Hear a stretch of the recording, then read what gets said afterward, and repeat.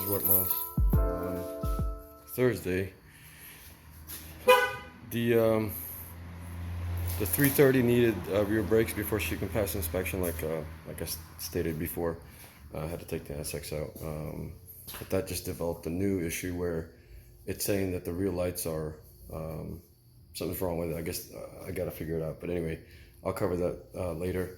So we're doing the rear brakes on it. This is a little weird in that it's not the typical that you would see. 2 bolts. It's actually a Allen head, and it's got a brake sensor in it. But anyway, I'm not going to go over in detail because there's a lot of how-to videos. Just kind of wanted to record what we're doing on the 330. We're done with the passenger side. We're going to be doing the driver's side now. He's got the gist of how brakes work and how to change it. So hopefully next time he'll be doing it himself. So Miles, if you think you had to do this by yourself, you think you'd be able to do it? Yeah. You kind of know how it works now? Yeah. Oh, that's cool.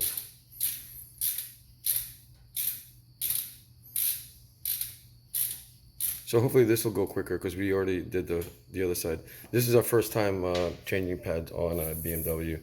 I had a sensor on the other side, so I think that one's bad. We're probably gonna have to end up replacing it. That's the indicator that I was talking about earlier. I'm not sure if you guys can read. Yeah, it says brake lamp, but everything works. So I'm not sure what that means.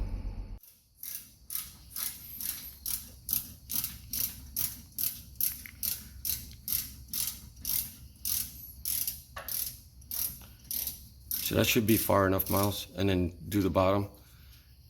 You're gonna have to just guide that bolt out with a screwdriver and get underneath. So I know I said that I wasn't going to do a how-to, but just a real quick summary just for those of you that are actually watching and don't want to have to do a search. So in essence, it's real quick. You're basically, what you're doing here is you need to get the calipers out. You need to compress that, and what I did is make sure you open up your master cylinder just so that the pressure is somewhat released, and I use a C-clamp to kind of compress that, right like so. And back here are 2, I don't know what you call these, but they look like studs to me. And there's 2 of them that you have to remove. And then once you loosen it, you have to somewhat guide it out if they don't completely come out because of the rubber being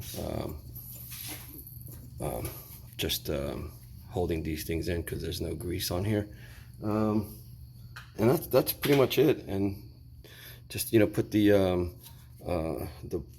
new pads in, and the way the new pads go is actually this piece right here.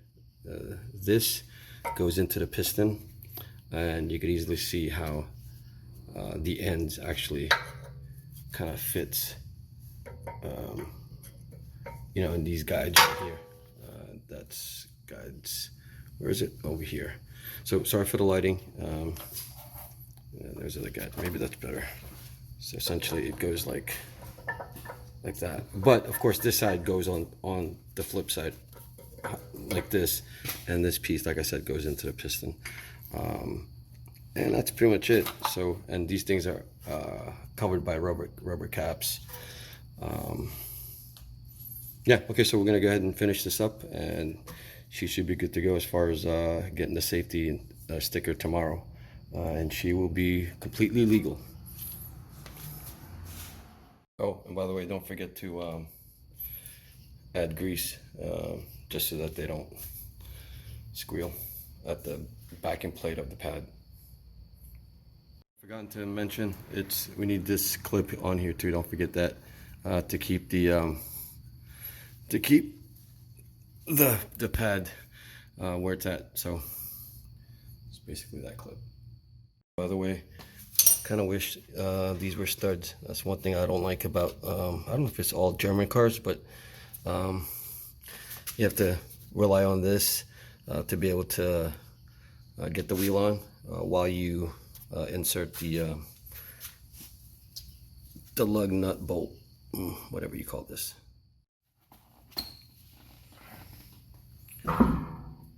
So try to get into that Yep, there you go. And then just kind of turn the wheel. But I'll hold it up for you because you got to put anti-seize. That's one of the things that I recommend is putting anti-seize on your lug bolts, just so that it doesn't seize up from rust.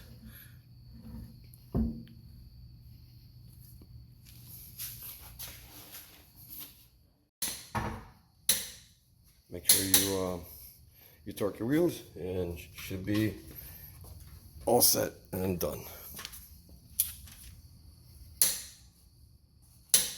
Just to kind of, I don't know if I can catch just how badly that rear pad was. As you can see, there's like really nothing there.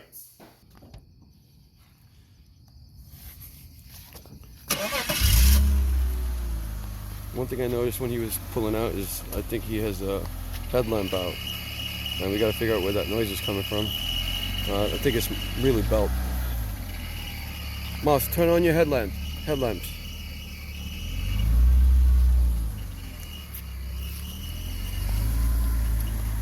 Yeah, one of the headlamps is out.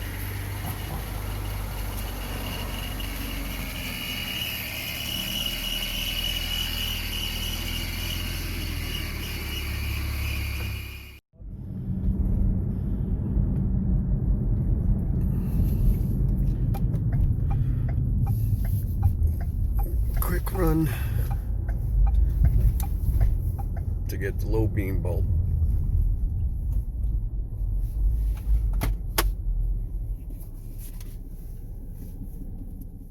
So we had to come back because we did not know if the car had halogen or HIDs.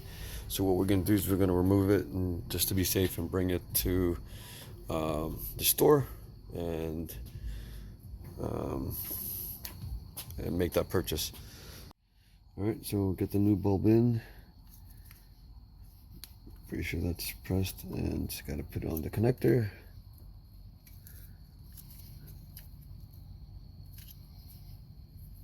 Oh. That should click. And just put the sucker in. We should be good. All right, we got the bulb in. Make sure that it works. We did try it before we put it in, but just to make sure again.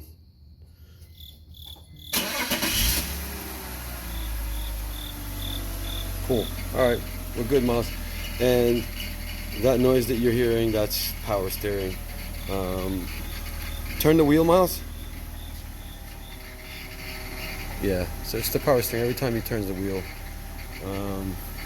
the squeaking gets louder. So I'm gonna go ahead and check the belt. Hopefully it's not the pump, but that's the next thing we need to do to make sure that this car is whole. So to Friday, took some time off during lunch to get the rest of the inspection, the safety part, because we did the brakes. So now he's completely legal. Stickers in place, all good.